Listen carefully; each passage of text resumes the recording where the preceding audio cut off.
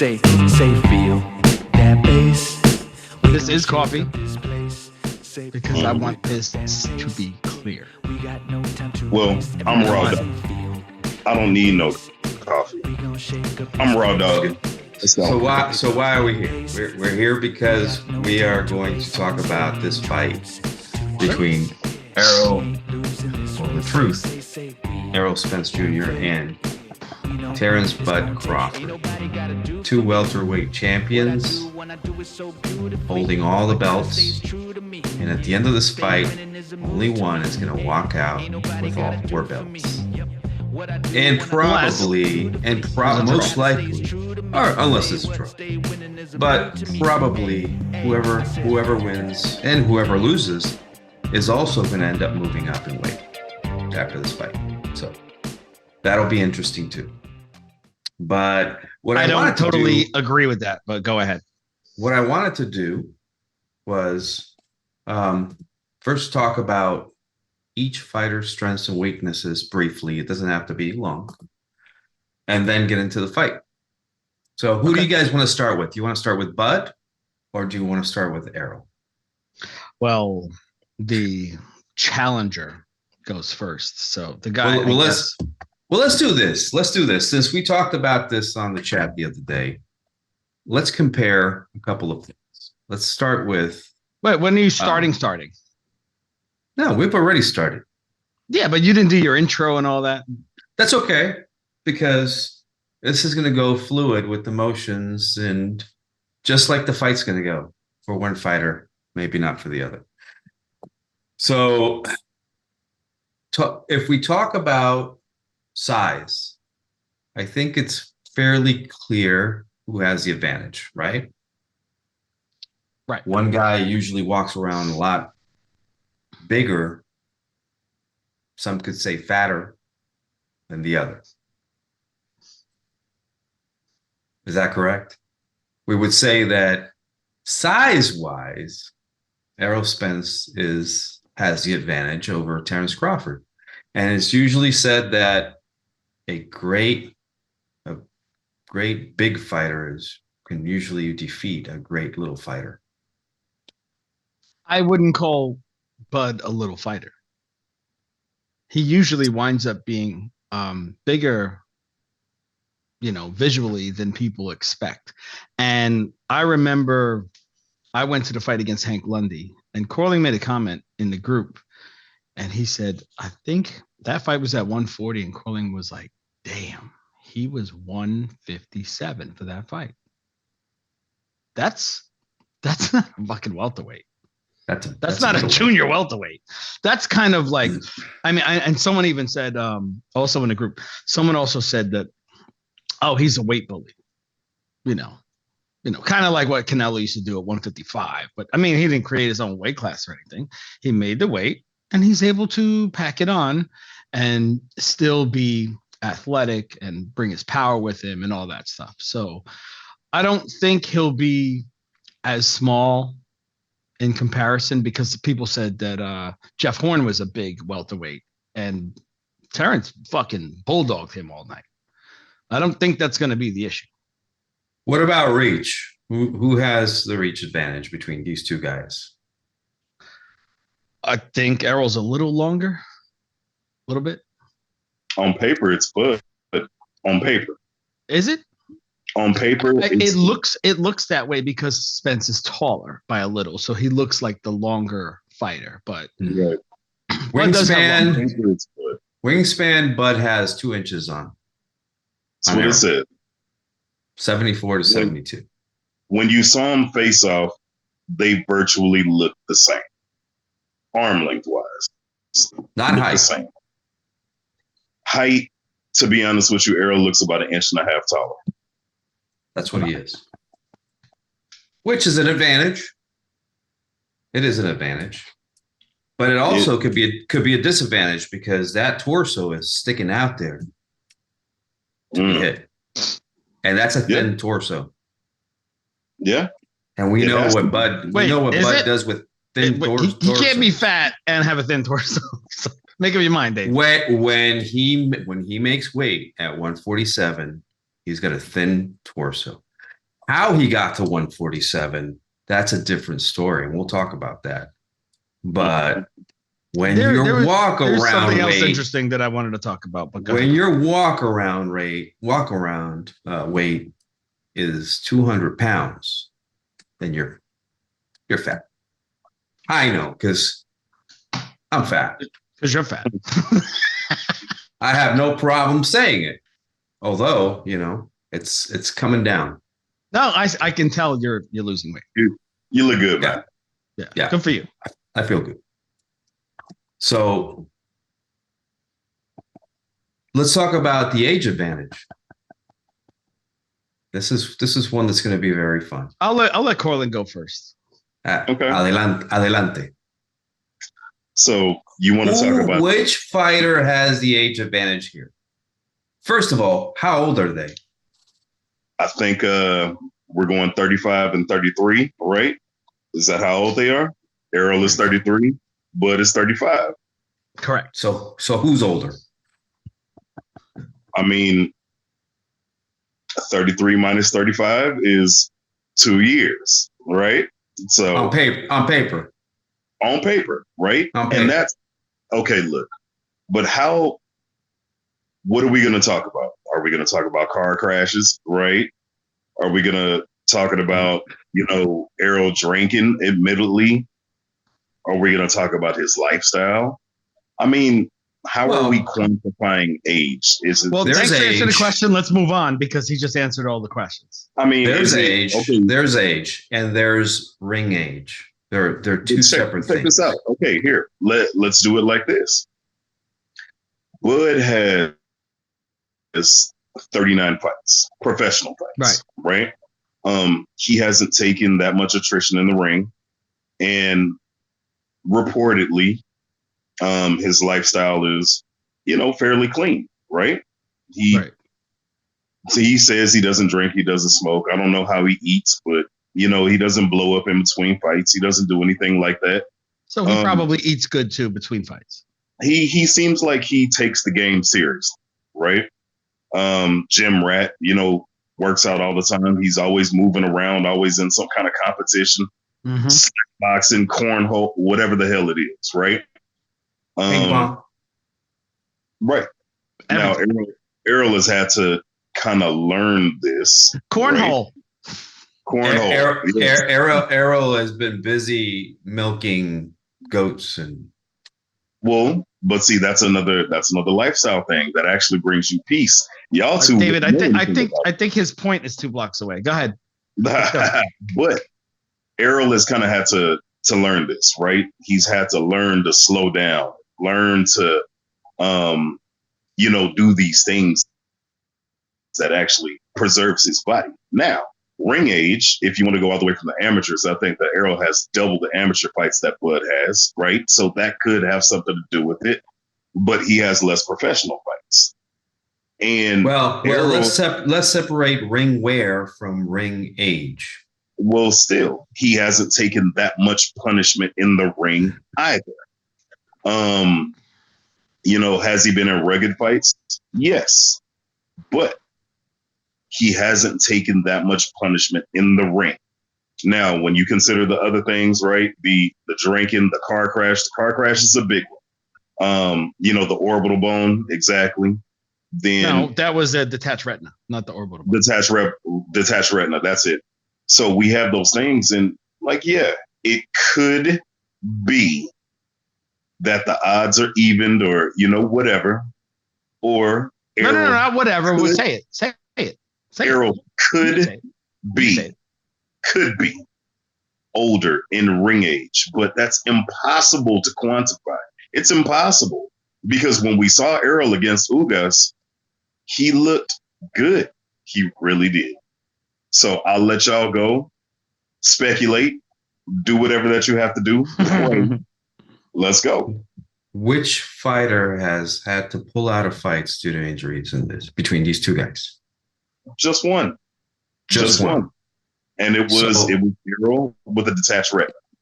So one is gone through injuries while training for fights. Right. One has had very big events happen outside of the ring Right. with a very bad car crash where he lost most of his teeth, if not all of the top teeth. He lost 3, but go ahead. Well, but then they removed all of them and did Yeah. implants. Right. So he lost them all. He's had issues with inactivity. Mm-hmm. And not this last fight. It's been how long? Since April of last year since he hasn't fought? April of last year. It's been over a year. Before that, he's had inactivity issues. It's going to be somewhere around 15 and a half months. Yep. He's had drinking issues even after the accident. We've seen that. Yep. He admitted it. Even after the accident. He admitted it. He's had all these issues that he's had issues with weight gain. We've seen that. He doesn't need to admit that. We've seen it. Mm-hmm. All these issues combined, it to me, it reaches a point in a fighter's career where it can show up in the ring. It could present itself in the ring, and suddenly your expectation of what the fighter should be is not what the fighter that's in that ring showing. And a lot of that stuff is due to all these lifestyle choices and life events that have combined and show up when they least need to show up. It's happened to fighters throughout the history of boxing. That's when it looks like a guy got old overnight. That's when it looks like that. When all that shit catches up. Now, like Carling said, you can't pinpoint that if or when it's going to happen, or how much that affects one guy compared to it. It's like the age thing. But it always happens, right? We're talking about age. After a fighter's over 30, it shows up. Whether it's later or earlier, it's usually you see it in a fight. Usually, a fighter that's below that age, in his 20s, can absorb all this stuff and perform relatively well, unless he just didn't train. But when you start getting into the 30s, if that fighter hasn't lived a clean life, that fighter has been gaining weight and struggling to get down to weight, fighting in a weight that he really shouldn't be fighting at, in my opinion, because of politics, whatever the case may be in his organization and his company. Maybe that's the only choice he has right now, or has had. I think that can affect him greatly. And when you have another fighter in front of you who has not gone through any of these things, any injuries, any weight gain, any drinking, any things that unfocus a fighter, and has been successfully knocking off all his opposition injury-free, there's a potential of this becoming an uneven fight because of these two things. So yeah, I think Bud, being the older guy, is actually younger ring-wise in this fight. I think it's kind of even. I think, and it's because maybe, the inactivity and the car crash and the detached retina will all, it could take a toll. Like, we can't put, how much value on it, what those things, how they can affect Spence, how they would affect anybody else. And we don't know. But because Terence has 11 more fights, the reason he's still relatively young in the ring, he hasn't had those wars. Like, I just watched Spence and Porter. And, that was a good fight for Crawford, but he didn't take a lot of punishment. There was a lot of back and forth in that fight. I had it even going into the 11th when Spence dropped Crawford. Crawford has. Porter. Porter. Crawford has actually saved his ring years because he's ended fights earlier. He has a lot of knockouts. You know, I think he's got 30 out of his 39 fights. And Spence is 28-0 with 22 knockouts. So he has, and then you look at ring rounds, I think it's Crawford has like 80 more rounds, but he has 11 more fights, which means his fights don't go that long. And 14 of his last 16 opponents were all knockouts. You know, he hasn't had to go long distances with guys. I mean, maybe 9. I mean, I think he went 11 with Porter. Avanesian was only 6. I don't even count that fight. That was just like a payday. But I could see it being relatively even, or maybe a little bit favoring Bud as far as like ring age. The numbers really don't mean anything. Bernard Hopkins proved that he was fighting in his 50s and he still looked relatively good. So age is, I think, what we're able to do with our bodies and how we're able to eat. And, you know, that might be the biggest thing for Spence, like how we're able to maintain weight and train and do things differently than they did years ago. The age, that number gets pushed back now. Now, if you're not doing the right thing, and I'm not saying Spence always does the wrong thing, but he's had his moments and he's let himself go. And I think that was a big reason why the fight never happened on last year, November 19th. I think he wasn't ready, you know, and then, you know, then there was all the issues with, oh, is he going to fight Thurman? Is he going to fight, you know, this guy? He puts in his Twitter April XX, like he didn't put a date, but he expected to come back after a year and fight, and it never said who it was. You know, to his credit, after the car accident, he went right back and forth Danny Garcia. After the eye accident, after the detached retina, he went right after Ugas and took the title. So, you know, he's at least known for this. Like, I don't want to tune up. I want this fight. He's one of the few guys at the PBC that more or less does what he says. Another indication. So I'll give him credit for that. But all that other stuff, I think it could be relatively even, or it might favor Bud a little bit because of the clean living. And that might be Spence's biggest issue with this. Another indicator that I've looked at and was surprising to me. I don't remember if I was watching maybe the Phil LaGreco or Van Heerden fight with Spence and hearing him talk after the fight. He does not sound the same now as he did back then. He is sounding slurred. He is sounding just like a punched up fighter. Well, I don't know if this is because of ring punishment. He has took shots from Porter, took shots from Ugas, or if this has to do with the car crash. But maybe physically he's not showing effects, but his speech pattern has changed. He's not as clear as he used to be. Let me tell you this. So you're talking about the Chris Van Heerden fight, which is, what are we? I remember that was 2015. This was in 2015. 8 years ago. It was a while ago.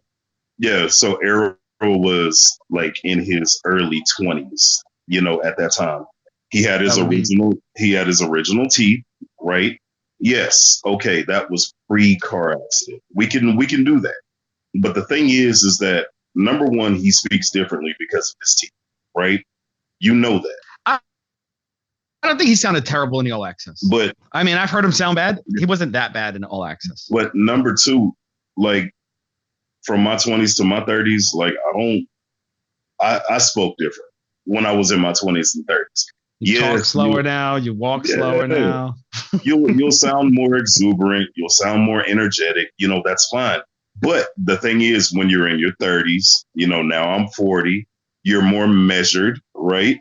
You think about what you say a lot more, you know, rather than just blurt something out. I don't think that's a lifestyle thing. I think that's just a natural age progression thing. Like, that's it. You know, it's not. I don't think it's because anything has dimmed or anything like that. Like, these are supreme athletes. I'm not a doctor. I'm not a neurologist. I'm not a, right. We're not going to sit here. We're not going to sit here and call But him. I've seen Riddick fighters like Mhm. Meldrick Taylor, whose speech pattern and speech clarity have faded after years of punishment. And So, this Errol is reminding me of that. I'm not saying he's there yet, mhm. but that's a concern to me. That's a concern to me. When I saw it, the most clear I saw it was when I covered the Pacquiao Mosley press conference, Mhm. and I was talking to him. I was like, I actually have a nice picture of me sitting next to him, and I was talking to him and his son, and I noticed how much he was slurring all of a sudden. And he used to be pretty well spoken. You're talking about Shane? Shane. Yeah. Real bad, like quick, you know. But I honestly, I know what David's saying, and I know we've seen video of him drinking with his girlfriend or whatever.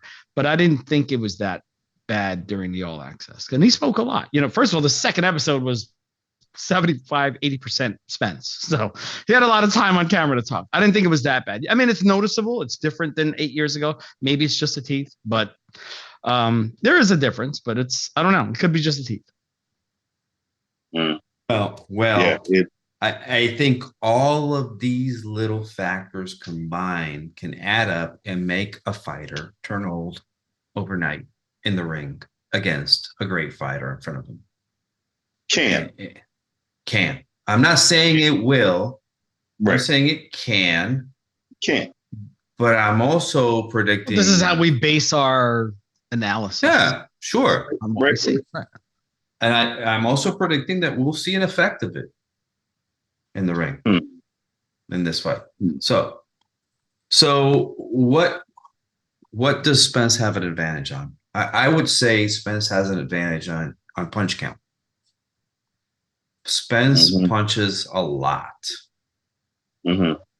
His offense a lot of times is his defense. He uses his combinations to keep his fighter in front of him shelled up. We saw that a lot in the Ugas fight. I just watched Spence and Porter and 2 rounds before I jumped on, and 2 rounds of Ugas, and just to remind me of something. But go ahead. That's not what I saw. But here's the thing. When you have a fighter in front of you standing still, you can land those combinations. But even then, Ugas pretty quickly within round 2 and 3 was already countering these combinations and landing on Spence. Spence has a very good jab. He puts it out there a lot, but that opens him up for a shot. It depends on how this Crawford will come in. If he comes in as a righty, he can jab to the body as Spence shoots the jab. Ugas did that very well in the fight, early in the fight. If he comes in as a lefty, and I think he's going to come in as a lefty in this fight, I think Crawford will come in as a lefty.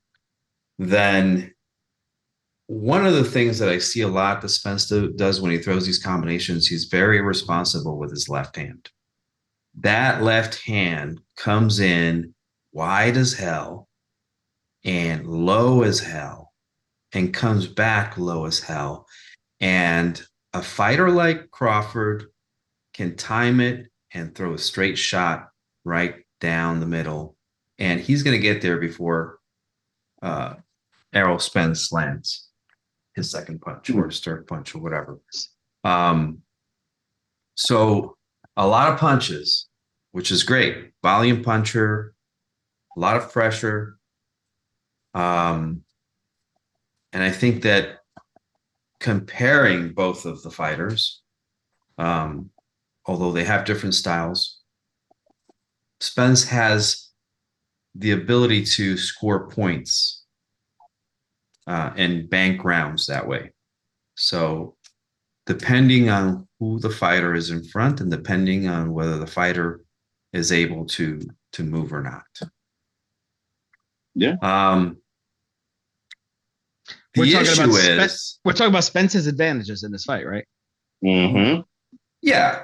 But we can also talk about how those advantages work against or against him in this fight.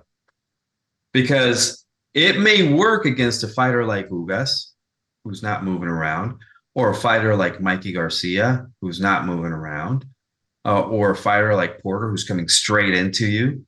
All those things work.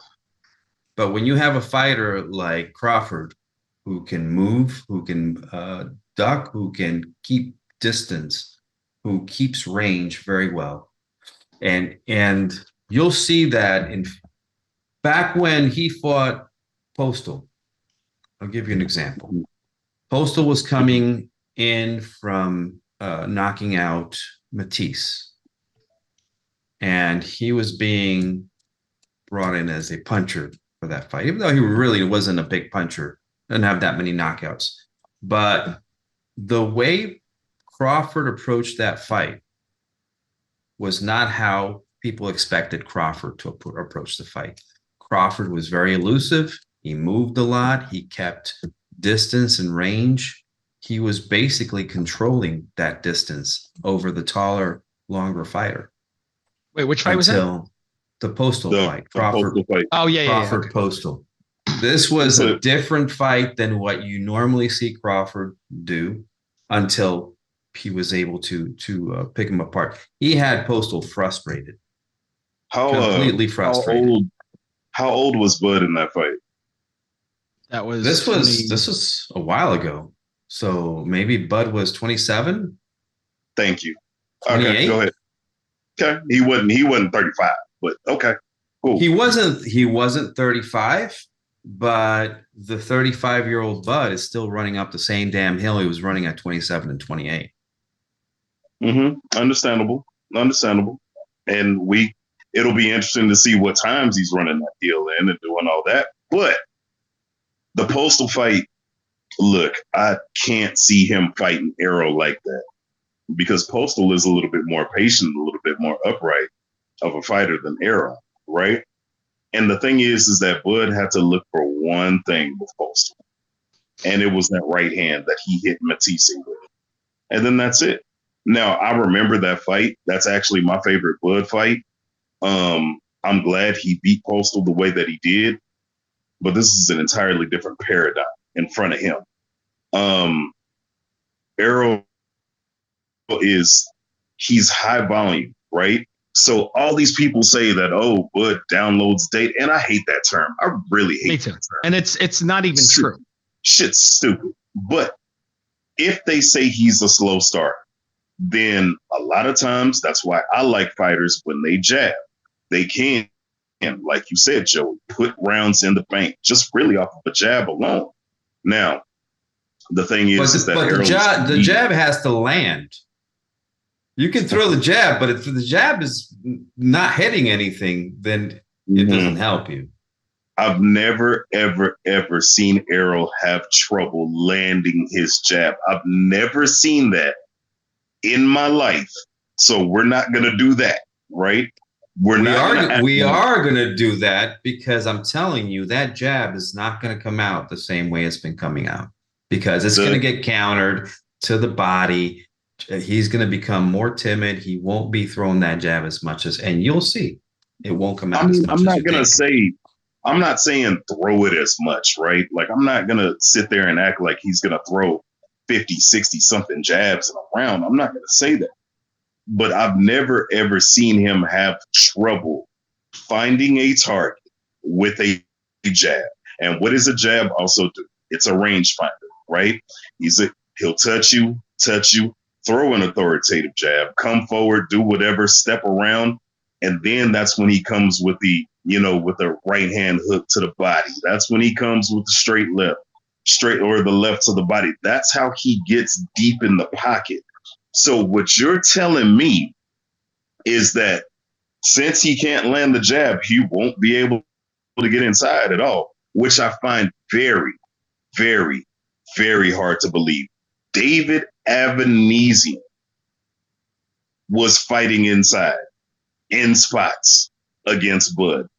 I saw Bud have to sit there and wrap up Sean Porter and clinch because he did not want to fight inside. Sean Porter gets inside on everybody. But it doesn't matter. The thing is clinching him is different because Errol didn't clinch him. I know y'all were watching the Sean Porter fight and doing all that. Errol could have easily just sat there and wrapped him up and held and all that. Errol admitted that, saying that, you know what, I would have fought Sean a different way, you know, looking at it in hindsight. But Errol wasn't prepared for that fight as he should. Yeah, but he didn't have to clinch. He just sat there and they went shoulder to shoulder, and then that's it. But that David Avanesian fight, that's a trash opponent. We can all admit that. Every single person on here can admit that. And David Avanesian was on the inside against Bud, throwing punches and putting pressure on him. So you're telling me if David Avanesian was able to have a little bit of success, he got knocked out for it, but he was able to have a little bit of success. You mean to tell me that Errol will not be able to use his jab to get inside on Terence Crawford, where he doesn't like fighting inside? He doesn't. He doesn't. I mean, I'm just saying, I understand that this is y'all's boy. Well, but I've never, ever seen this dude have trouble getting inside and using his jab in order to do so.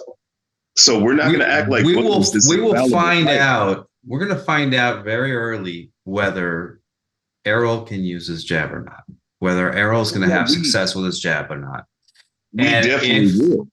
And if he does, then it's going to be a more action-packed fight. There's going to be more activity for both sides.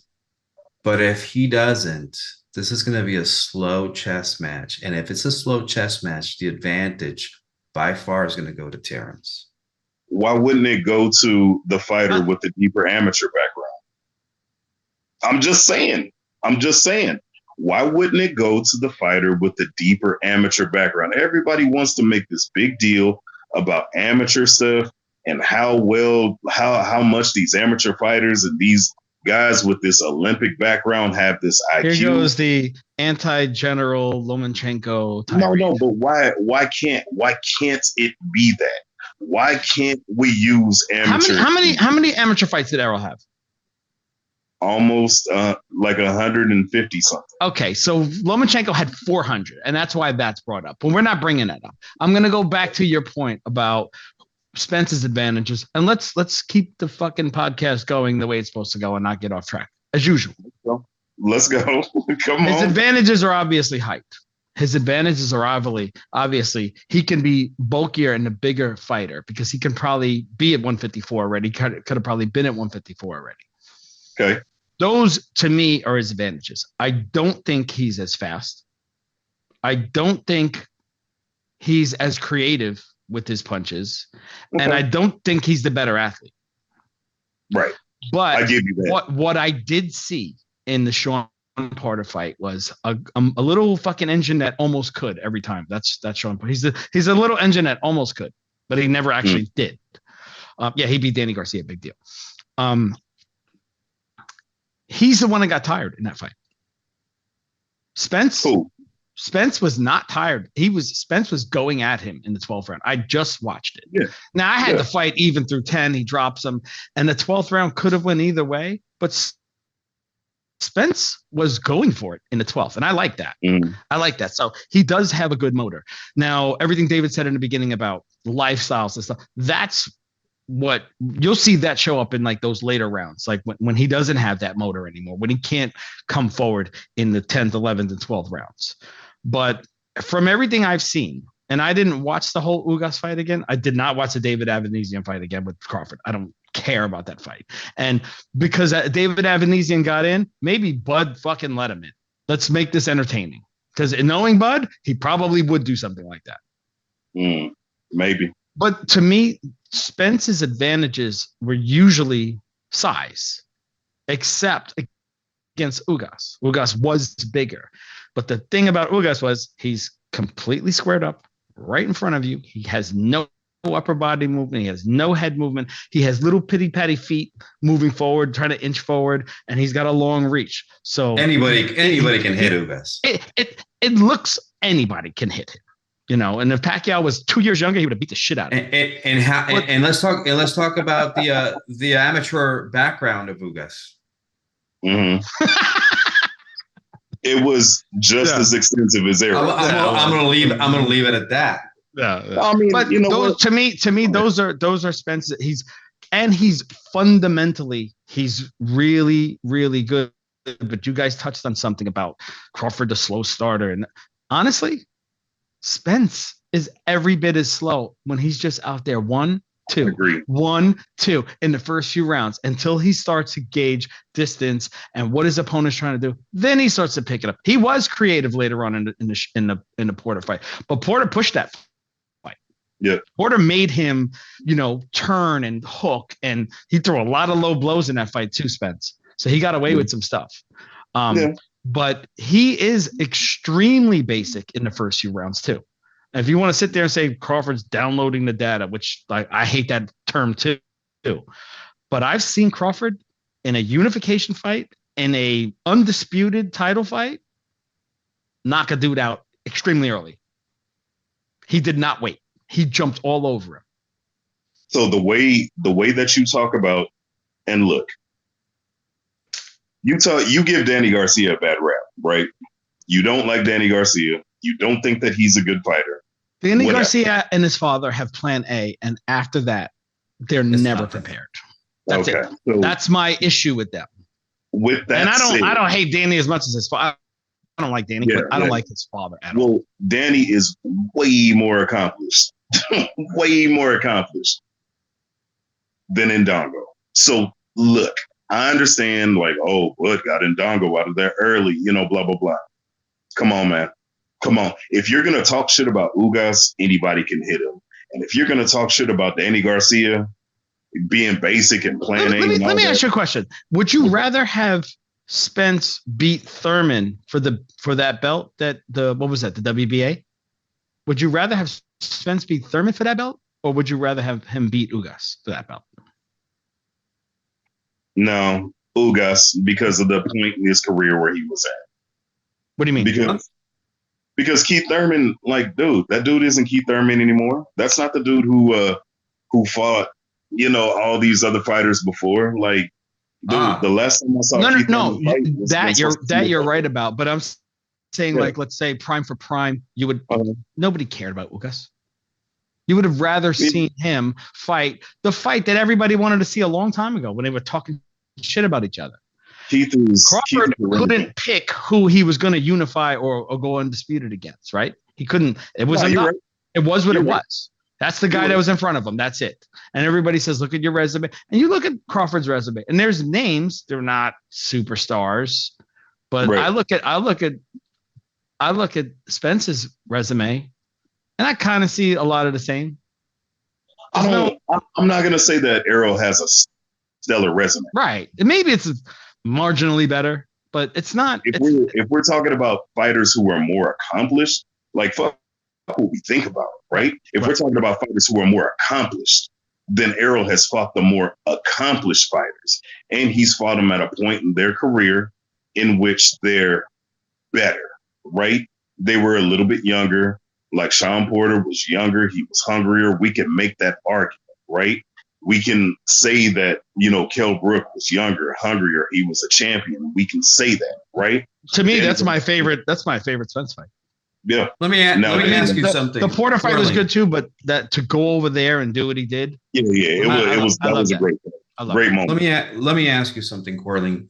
You're talking about Thurman is not the same fighter, and Thurman may not be the same fighter because of injuries, inactivity, desire, lifestyle, whatever that be. But that seems to be a common theme in fighters with the PBC and the fighters we've mentioned with Danny Garcia fighting once a year, sometimes less than that, inactivity, injuries. This has happened with guys like Deontay Wilder too. How is Errol Spence different than a Danny Garcia and a Keith Thurman if he's been going through the same thing they've been going through, the inactivity, through the injuries, through the lifestyle issues? what makes him different? Well, Danny and Thurman don't have the lifestyle issue. Well, Keith, I can make an argument that Keith does. He's got a lifetime. He does have a lifestyle issue in which I think he's maybe lost a will to fight. Right. Thurman, yeah, not Danny. Right. Not Danny. But Danny has other issues. Danny has daddy issues. Kind of like in the same way De La Hoya had daddy issues. Did we lose Carling? Carling, are you there? No, I'm still here. Oh, okay. Can't see him. So Checking what emails. What makes Errol Spence different than these guys? Well, like you said, when you're talking about desire to fight, that's a big one, because I don't see Keith as a fighter anymore. He's not a fighter. So if you're talking about desire, there is no question and no doubt in my mind that Errol considers himself as a fighter, and he still takes the fight game seriously. You can make the argument about him not training and not doing this and not doing that, but his desire was never questioned to me. I question Keith's. That's why I don't consider him as a fighter. So I do the same thing with Jamal Charlo, but that's another podcast. Right. But go ahead. When Joey asked me that question, right? Talking about like, oh, well, would you rather him beat Keith or, Ugas? I mean, like that answer is obvious to me. It's Ugas. It's Ugas. At that point. Right. And that's how I have to judge it. Because look, if we're really going to be real, I mean, let's see, he fought Josecito Lopez, right? Like you're talking about Keith Thurman fighting Josecito Lopez. That was like 2 years ago. And then it might have been even longer than that. No, it was longer than that. And he struggled against them. Yeah. And then it was just these pockets. Like, remember the Collazo fight? Like all of that ever since he beat Danny. I was at that fight. Yeah. It was just, fight. I mean, Keith literally in 6 years has had probably like 2 fights. I don't consider him as a fighter. He's just not. So make sure you apply that to everybody that's acting the same. What are no, don't do that. We're circumstances. No circumstances. 2 fucking years? Fuck that dude. What are Crawford's strengths in the ring? What are going to be Crawford's strengths in this fight? Okay. So let me go ahead and I'll touch on that real quick. I'm going to tell you one thing that I'm afraid of. That I know that you've been worried since this fight was announced. Absolutely. You've been really worried because I'm not an arrogant ass fan, right? I keep everything in perspective, right? But I'm going to tell you, Errol was getting hit with body shots early against Ugas. My cousin was sitting right next to me, and I said, Ugas is doing well early. Right now, I knew, it would have been a way better fight if he could withstand, the pressure and the will. And, once Errol started figuring things out. So it was just that he was getting poked and prodded to that body a lot. And it was often. And I have seen Terence Crawford. Like Terence Crawford's a sniper, especially to the body. I don't really worry about like headshots too much, but I know that he can slip some shit in there to the body that Errol doesn't see. Especially when you're talking about, let's say Errol tries to overextend himself. Let's say he tries to, like, okay, I'm gonna step on him now. It's round 4, round 5. Let's up this punch count from 67 to like 83, right? And I know that Terence could slip some shit in there that he can't see, especially to the body, and I don't like that. I don't like the way he was reacting to body shots against Ugas. Ugas was ripping some real good shots to the body, even later in the fight. And Danny Garcia, as a matter of fact, in the fight before Ugas, was ripping some real good shots to the body. And Danny got power. And, Errol was kind of like jumping back, like, oh, fuck, like I'm getting hit with this shit, right? I know how Terence is. I know that he tries to punch with punchers and he likes to slip shots in there. And he's definitely accurate also. So that's one thing that I'm afraid of is Terrence's counter punching ability, right? As well as it was a lot of times with the Sean Porter fight. Terence has very good feet. He has very good balance, right? And it was times that he was turning Sean. Now, he was grabbing Sean a lot, but he was turning Sean a lot. And Sean is quick. We know he's quick on his feet. He's super athletic. He's super nimble. And Terence is just as nimble. He's just a little bit smoother, right? Are you saying that Terence should not clinch in this fight? Should not? I mean, that was a staple of Mayweather's boxing game. Right. Clinch. But I also knew that Floyd could fight inside for very long and extended periods of time if he wanted to. Now, with Terence and the clinching, that's irrelevant to clinching. I mean, it's a no, you're right. You're right. But I know that he doesn't have to if he doesn't want to. But I saw Sean bring it to him, and I was like, oh shit, but it's clinching like immediately. Which is fine. I have no problems with that. But it's just something that I noticed. He didn't want to fight inside with Sean, whereas one person actually wanted to. Anyway, but back to Bud's advantages. Athleticism, definitely, is that number one. But I'm not saying that Errol is slow. Bud is just more athletic, right?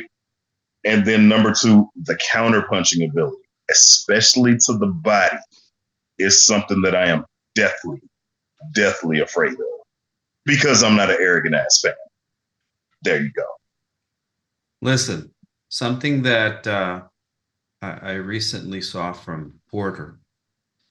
Porter mentioned that in his fight with Spence, he was able to feint and counter, and it was something that Errol could not stop. And it was something that bothered Errol greatly. And Porter thought, I got you. Those were his words. I've got you. Right. And it's something that if Crawford's camp, if Crawford himself recognizes that and exploits it. Well, he's friends with Sean too. It's gonna be a bad night for Spence. I think that Crawford has very good feints, has very good countering ability. And I think that early on, he's going to focus on that torso because he knows that for Errol to get down to that weight, he had to work. Yeah. And that thin torso is going to be a bit soft for the taking. And you should be worried about those body shots. Because if he comes in as a righty, he's going to be shooting that jab to the torso. If he comes in as a lefty, he's going to be shooting a sneaky right. A sneaky left. A sneaky left to the body. It's going to come a roundabout, and it's going to hit the body. Let me ask a question real quick. Can I answer the original point? Go ahead. I'm gonna keep this question in mind. Keep it in mind. Crawford's strengths. Put it in the chat. Like you said, I'm not gonna drone on. It's his athleticism. I think, and Sean even said this. I posted it. I either sent it to you guys or put it in the group. Sean doesn't think that Spence is as smart. Right. And I also think that Crawford's creativity offensively and his ability to throw punches from all angles. And I honestly don't think it's a situation like we said before where he waits too long and, all that mumbo jumbo they talk about. I think when the opportunities present itself, he'll go for it. He's not going to be so basic like 1-2 in the first 3 rounds. He doesn't really do that. He just takes what's given to him. It's like a good offense, like, oh, you're going to give me the run game? I'm going to run it. You're going to give me the short pass? I'll take it. That's what he does until the other guy starts to, try to, impose their game plan or their will. And, the counters are good. But I more than anything, I like his brain in this fight to control the distance, use his reach, and use his creativity to find those openings, whether he's left-handed or right. I think, honestly, he'd be just fine if he stayed right-handed too. I think he'd be just fine. I think he's going to come in as a lefty. I think he's going to come in as a lefty. He probably will, but I think, Spence is used to fighting righties, and we've seen him, like I said, I just watched that Porter fight. And the one thing I didn't like, especially early in the fight, Sean caught him a couple times, and Spence backed straight up. He was very flat-footed and kind of prodding. And when something was fired back at him, he kind of backed straight up. And Sean caught him a couple times. And this is what Sean was talking about. That is, you never back straight up with your hands here. You better be, And later in the fight, he was better with it. He was kind of. I don't think he got backed up so much. I think in the first half of the fight, Sean was able to put him on the ropes, and not so much in the second half of the fight. But I do think that Sean gassed out. So I saw Sean also. The one thing that Sean does that Crawford does, maybe even better, is he's very light on his feet. He bounces. Yeah. Crawford is bouncing around that ring, and Sean stopped doing it. After the first few rounds, he wasn't doing it. So he started to sit down more and stuff. And he just kind of went into this, mano type of fight with. Yeah. With, but it was probably the wrong game plan. But you know what? Sean likes to get in there and make it muddy. Mm-hmm. So does Crawford. But Crawford will do it when he thinks that he has the advantage, when he thinks that he has the upper hand, and he thinks that his opponent is ready to be dealt with. He did it with Mean Machine. He did it with Wobbles. Knockdown. Okay. We were there. I thought that was a knockdown. He will fight his fight. Porter buzzed. Yeah. Mm-hmm. He will fight his fight until he thinks, okay, enough. Now we're going to beat you at your own game. That concerns me a little bit in this fight, because obviously Spence can hit and has good power, and that he can get caught. Bud can get caught. I'll put this as also an advantage, or one of the good things about Crawford is that dog in him, and that's a lot. It is more visible. I'm not saying that Spence doesn't have it. I'm just saying he is so fucking competitive. He has so much I want to prove everybody wrong. I don't care if we're fighting for 50 cents. You know what I mean? He has a lot of grit. He just has a lot of dog in him. And he's you know what I think about when I think about Crawford? I think about like Kobe Bryant. I think about like Michael. I see an assassin, someone that just will not fucking lose. Yeah, will not stop. It's that kind of dog that's what he shows me. That's what he shows me. And on top of that, he has the skills to back his game up. Well, that was Kobe. That was Jordan. Yeah, they talked trash. They were probably the best trash talker on the floor. And they had the skill and the will to go out there and take your heart. And that's what I see from Crawford. I think he has that type of dog in him. Let me ask this. And then you have Spence, who's kind of like a Charles Oakley, or one of those guys. Let me ask this: Is Crawford's ability, right? To switch hit, all of that. Do y'all think that that's overblown? Because look, I've said this for a long time, right? I look at fighters like Miguel Cotto. I look at fighters like Oscar De La Hoya. Those are natural left-handed fighters, right? And their jab is up front. It's a tool for me. That's fine, for me, Bud has become a southpaw. Yeah. He's pretty much become a southpaw. So Bud being able to Bud is switch, a right-handed fighter. They Bud is talk a about that. right-handed fighter. yeah, Bud okay, is a right-handed fighter. but his It worked last pretty God well for knows how Cotto many- and De La Hoya, right? They had decent careers, right? They were Unless okay. they were in huge fights and they lost. I mean, it just is what it is. That happened. They lost. They've won So huge this is fights. What are you talking about? what are you talking about? They've won huge fights too. Yeah, but in their biggest fights, they lost. They lost.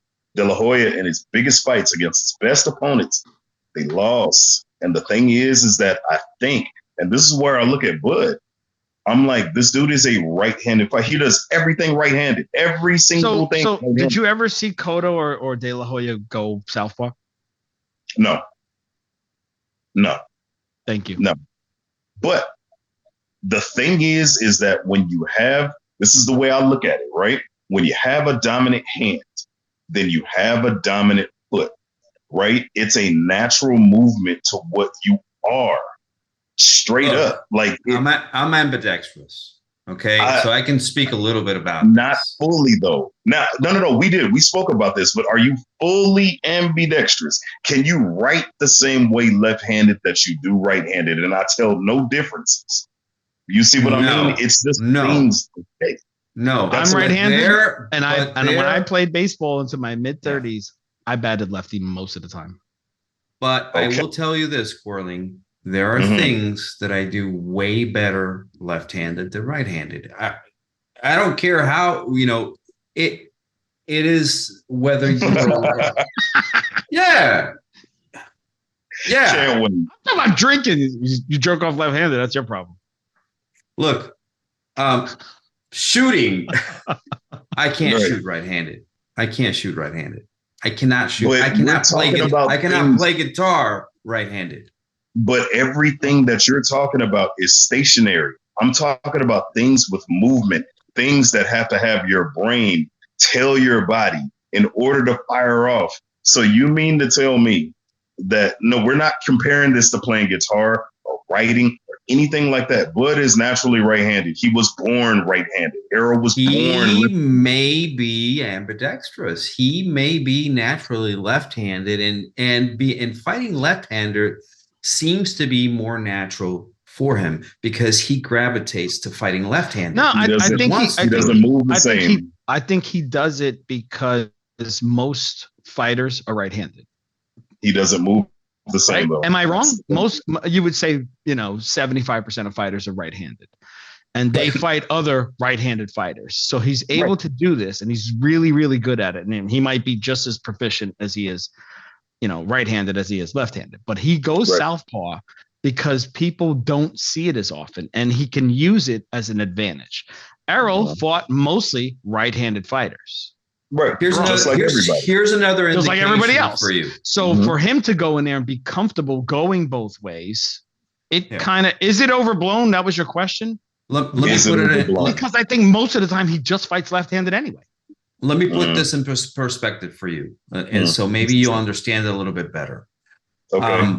What shot did he knock out? Did he knock out Ndongo with? What Left shot? hook. Left hook. Was it a left to the body or it was Left a hook to left the the body. body. What Yep. shot did he hit Benavidez with an uppercut? to knock him to a left? It was like a uppercut? 45. It was like yeah. a 45. Yeah. What Yeah. shot did he put Sean Porter down with? A left hook because Sean ran into it. But yeah, So Okay. what does that tell you? That tells me that his power is in his left hand. He's left hand dominant. And that's why he's fighting the way he's fighting. And that's why he prefers. He's a simple guy. Listen, this guy is not. He finishes people both ways because you know what? A lot of time when he knows he has someone in trouble, he goes righty. But his preference is to fight lefty. He may do that to confuse his opponent at that moment, but his preference throughout a whole fight, and he's mentioned this before, he's even gone into fights and says, and he said in the post-fight, I just decided that I was going to beat this guy left-handed the whole fight. I wasn't going to switch. Because a lot of stuff was being said about him being a switch hitter. He said, I'm just going to fight the whole fight left-handed. I'm not going to switch, and I'm going to beat him left-handed. He fought a left-handed guy. I can't remember who it was, but I honestly, I'll say this as a disadvantage for Crawford.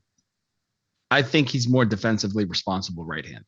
Thank you. That's what I'm talking about. And he has better feet right-handed. That's what I look at. So no, because I think he's overly offensive left-handed.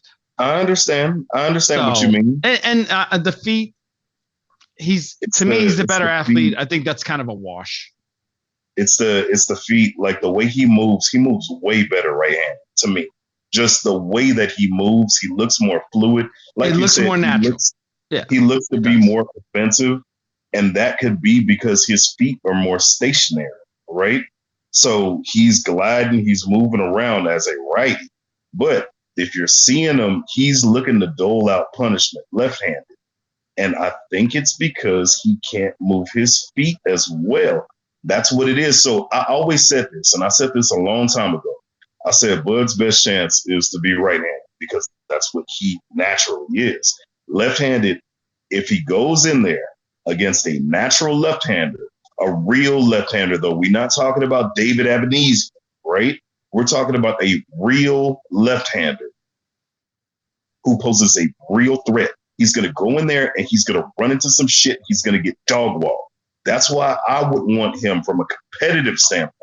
Stay right-handed because he's more elusive and he can sit there and he's more fluid that way. That's what will give Errol trouble. But if he's going in trying to go shot for shot, and look, we were talking about fights to compare this to. Why can't we compare this to Chocolatito versus Thor Rumbyside, where one dude is sitting there with an offensive arsenal that's incredible, right? Because that's what Chocolatito does. He does a little bit of everything. He was pound for pound number one, right? But Sora Rumbyside was sitting there with the shotgun slugs, banging them away, tearing squares off in his chest. And we saw what happened. That's what I think will happen if Bud goes in there with that ego, with that dog that everyone talks about, and goes in there and quote unquote switch hits and goes, left-handed. He's not naturally left-handed. I just can't see it any other way. Would you be surprised if he did the opposite? If he's fought right-handed and then maybe when he thought he had Spence in trouble and show him a different look and switch up? Would I be surprised? Yeah. No, I'm not surprised by anything in this fight because I am not an AAF, an arrogant ass fan. Am I an arrogant ass fan? Yes, y'all are both. Well, time out. Look, I've given Spence credit. I've even showed where I could be concerned about Crawford, and you agree with me. I said it first. Mm-hmm. You said I've always said that he can fight right-handed. Well, right. I said that fucking 15 minutes ago. It's just tone and delivery. So you read the text and think that I'm AAF. No, but that's tone and delivery. And while we're sitting here talking about this fight and breaking it down, you're right.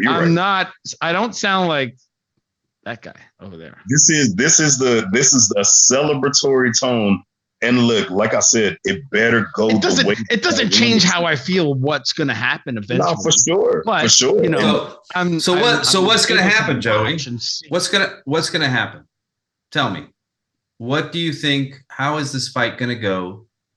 Let's say without sounding arrogant. First half of the fight. Sounding arrogant. How is this going? And if it makes it to the second half of the fight, how is that one going to go? I think it makes it to the second half of the fight. They're both too good to not get there, unless Bud does something or Spence does something out of the ordinary.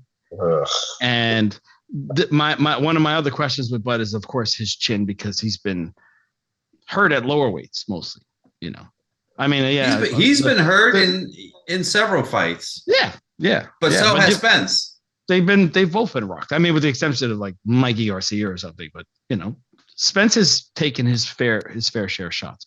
But I like how Bud's last bunch of fights, like you can easily say he's brought his power up with him, where maybe he was weight training and weight bullying and all that. And at the lower weights, he was, a little more vulnerable. But what's going to happen in the fight? I would expect in those early rounds for Bud to be maybe a little more aggressive. But if he stays right-handed, he can do that and stay defensively responsible and try to start picking him off early. Because what Spence showed me in that Sean Porter fight, and Porter's a guy with the high motor, was that he had it. He still had it at the end of the fight. So I think you have to change that. You don't let Spence get comfortable and get to that point in a fight. I think you have to change it early. So those rounds where Spence is just throwing out his 1-2 and he's downloading the data or whatever the fuck, those are the rounds you got to show him, no, this ain't going to be that type of fight where you get to dictate the pace. Crawford has to dictate the pace, which means he might have to get in it early. I like him to do it right-handed. He probably won't listen to me. He probably won't listen to anybody. He's going to do what he wants to do. And it's not that he's not good left-handed. I just don't see him take the punishment that he sometimes takes more left-handed. Do you want the prediction? You want me to give you my... Yes. Okay, so I'm going first. Hey. If he's able to do what I say, and if he's able to do everything we pointed out. You don't look like Bomac. Huh? You don't look like Bomac. No, I look like one third of a Bomac. Yeah.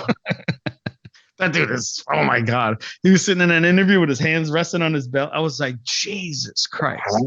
How? Anyway.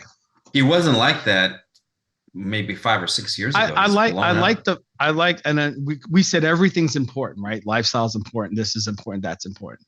The one thing I really like is that Crawford gets to go to camp with a guy like Shakur, a left-handed fighter, probably one of the best in the world.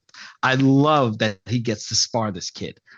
And Shakur is very good defensively, maybe even better than Bud. And he's creative offensively, all of that stuff. Crawford gets to see it all the time. And he has to find ways and be creative to get inside or control the distance, or, you know what I mean? Or control the pace.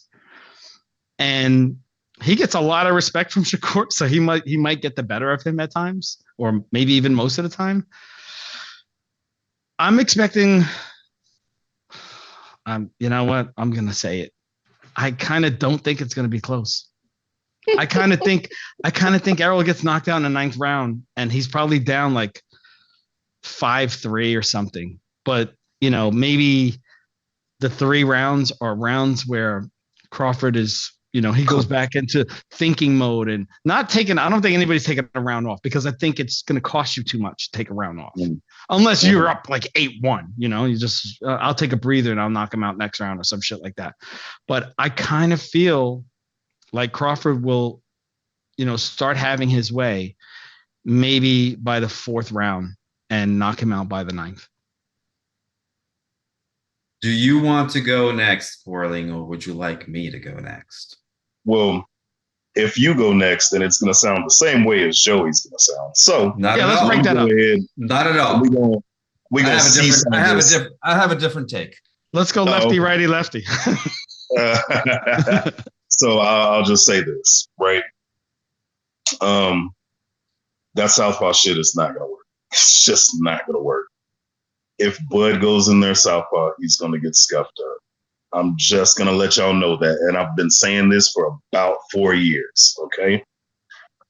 What I think is going to happen, all those ebbs and flows of the fight. And look, I'm actually nervous, okay? But the ebbs and flows of the fight, all of this shit, it's going to be, and it's going to come down to who is able to stay calm and who's able to think the best within the ring. I think, with all things considered, right? And no one is considering the trainers. Everybody's saying, the AAFs out there are saying that trainers aren't going to matter. We're just going to do this. Look, Derek James is a calming voice in that corner. And I really do think that he is that next crop of, you know, the Eddie Fushes and the Custom Models, you know, like the Angelo Dundees. I really think that he is the modern day of those dudes, right? Who's actually going to come up to with a game plan, look at things that he sees, and he's not just some strength and conditioning coach or some master motivator. If Errol does get in muddy waters, I think that he'll give him the advice in order to get out of those muddy waters. If he gets into any kind of, you know, trouble, any kind of calamity, I think that Derek James will give the advice. And I think that Errol Spence will execute based off of that advice. With that said, I'm going to go very controversial, unanimous decision, unless Bud comes out southpaw and gets his ass knocked out. But very controversial, unanimous decision, kind of in the way that it was like that Devin Haney and like Vasyl Lomachenko fight. Yes. Because Bud is going to do some shit. I'm looking at All Access. He don't respect his trainer. He has nothing but cheerleaders in his corner. Bernie the boxer, give me a break. That's a cheerleader. That's a Cinco fan. Womack, he's just a motivator. He's a Cinco fan. Oh, step on him, Bud. Do this, blah, blah. Man, come on. That dude isn't giving advice. That ain't no Nacho Beristain in his corner. So I'm just going to say, I think that Errol wins this fight, unanimous decision, either 7-5 or 8-4. I think the AAFs, the Bud fans, are going to be very, very upset in what happened. And with me, I'll be fine. I'll ride off into the sunset, tell Errol to move up to 154 and go and conquer that division as well.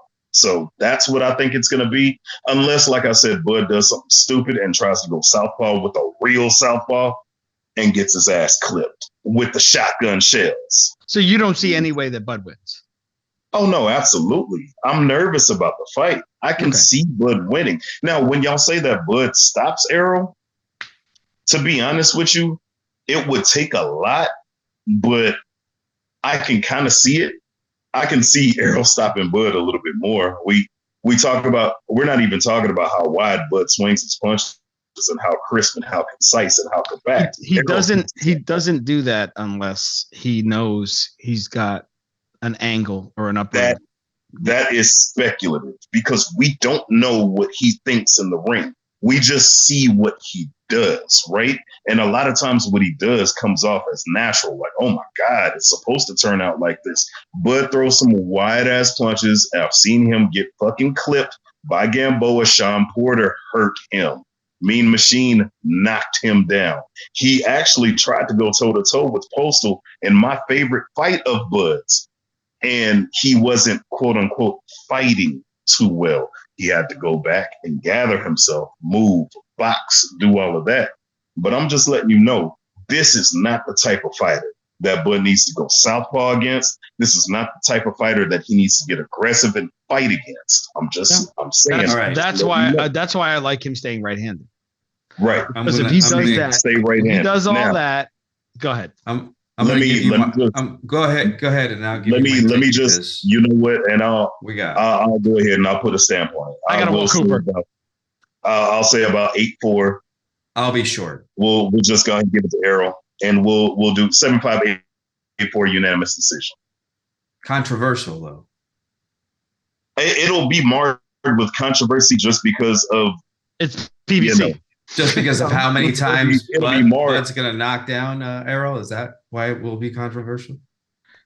Absolutely. Are we getting a Wilder Fury 1 draw controversy type? No, here I go. Not. Absolutely not. Because I'm running out of time. So go ahead. I disagree with Joey in the way this fight's going to start. I think it's going to be initially the first 3 or 4 rounds are going to be cerebral. They're going to be a chess match. I think you wish Bud doesn't come out as a lefty. I think that's your wish because you know that Errol doesn't fight many lefties. So he would be more comfortable with a righty in front of him than a lefty. And Bud has the option to do both. So I think that Bud will come out as a lefty. I think that Bud will set the pace initially by slowing it down, by not allowing Errol to get his motor going, to get those punches thrown. Maybe counter him so that he limits his output. And I think that he is going to attack the body. He's going to counter to the body to make Errol shy in there. And then after that, he's going to start picking him apart. And that's when we're going to see the switch in Bud. And Joey and I have seen this live, where we're going 4 or 5 rounds, and then suddenly it's like a light switch and it clicks, and the Bud that's in there is the general in the ring. He's the one that's controlling the fight. He's the one that's landing at will. So I do believe that this won't be close either, unless Bud gets clipped. That's always a possibility, because I'm not in, what is it, an AA what? AAF. Yep.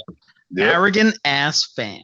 That's it. And if this turns out to be a close fight, I wouldn't care who wins if it's a good fight, because that's the kind of fan I am. But that's not my prediction. My prediction is that Bud will set the pace. He will deny Errol of getting the work rate in and landing the punches that he normally lands on stationary targets, because he will be moving and he will be feinting and he will be countering.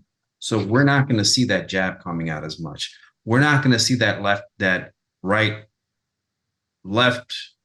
hand coming out as much. That those hands are going to be tucked in, trying to get into a position to land. And with the counters, they're not going to come out as much. And then Bud will start taking over. Bud's motor is not going to run out in this fight. I'm suspicious about Errol and how he's going to behave in the championship rounds. That's going to be interesting. Never seen Errol tired in life, because of all the factors that we mentioned before. So I think that we're going to see Errol drop with a body shot. I don't know if that will end the fight, but I think that we're going to see him drop with a body shot, which is what you're worried about the most. And that's going to be after 7, 8, 9 rounds. But I think that this fight ends in the 10th. I think that once Bud sees that he's got Errol in trouble, then it's, this is if you think that they're Lions only in Texas, there's one more lion in Nebraska, and this one's the king of the hill. This one's the king of the pride, and he's gonna go and take his prey. He's gonna finish it. So that's my prediction: 10th round, KO or stoppage. As far as the trainers, neither Bomac nor the other guy are getting in the ring. Neither of them are going to be able to slip punches. I don't even think the Bomac can get in the ring at this point. He's so large. But that's my prediction. I think it's going to be. You think Errol listens to every single thing that Derek James says throughout the round? I mean, we've seen not. Right? We've seen. I think he's more. I think he's more apt to listen, though. I think he's more prone to listen. I think Bud is smarter in the ring, and if they're both, not listening to game plan, I think the creativity and the brains might make a difference and land the shot that changes the fight. So we'll see. I'm not going to say anything bad about Derek James. He's got an undisputed fighter. I think he's the worst undisputed fighter I've ever seen. I think Derek James is going to have a rough year with benefits from a terrible fight. Right. Like if Spence loses his fight, and Mel is probably not beating Canelo. I mean, is everybody going to be on this? Not only that, they're going to get off that high horse really quick. I'm telling you, they're going to get off it. Well, no, because you're a dick rider. That's why. What's the fighter that's fighting Naoya anyway? Isn't he Stephen Derek James? Isn't he a Derek James fighter? Nah, he's not a Derrick James fighter. You talking about Is it Martin? He just fought. Frank Frank Martin's a Martin just fought last week, and he won. I want to ask you one thing because we pointed this. I said that Crawford he's finishing camp in Vegas, so what's today? He's a week and a half out. I would say that's a little early. Usually you get there like the week of. Yep. But he's done sparring and he's getting used to time change or whatever. He gave himself a few extra days. You said that Spence is already there, and he's staying there. He's staying the week before last. He got an Airbnb. Yep.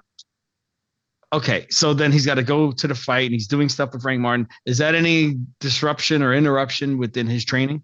I'm only gonna say no because he says it is. So that's it. I gotta go off. Tell me what you think. Don't tell me what he said. I don't think so. Okay. I don't think so. That's a serious gem. I'm not gonna have any excuses, win or lose. You are not allowed to. Because all you ever have is excuses. This is it. This is the fight. This is not November 19th. This is July 29th. And I'm going to say one last thing. You know what July 29th is? It's the last day of something. I don't know. You ready? It's the last day of Shark Week, and Bud's going to get his catch. Not only that, but it's that is a shameless plug for my wife's job at Discovery Network. Hey, shout out to Shark Week, man. I love Shark Week. Bud's going to catch himself a shark. Let's talk about Motivator. The 29th is also Bud's grandmother's birthday. Oh, man! Any little thing for Bud is I'm telling you, he's just. It's going to be some slow singing and flower bringing, man. One way or another. Slow singing and flower bringing. I'm gonna be, and that's gonna end this episode because I have other commitments. I gotta get ready to ninth round. Later. Round. Oh, you know what you got to do, right? Hey, you can get your ass to the bank right now. This guy is expecting a controversial decision. Oh, he's down there for me. He's hoping for a draw. You know, Spence fucked himself by hanging out with the Dallas Cowboys, and I'm a Cowboy fan. You know, he fucked himself. You know, it's over now. I saw that, I was like, he fucked himself. And always when they show like a guy with the fucking the diet plan and that shit never works. We'll see. When they show it like that, they try to make it a big deal. It's like he's still cutting weight. All right, guys. I don't know.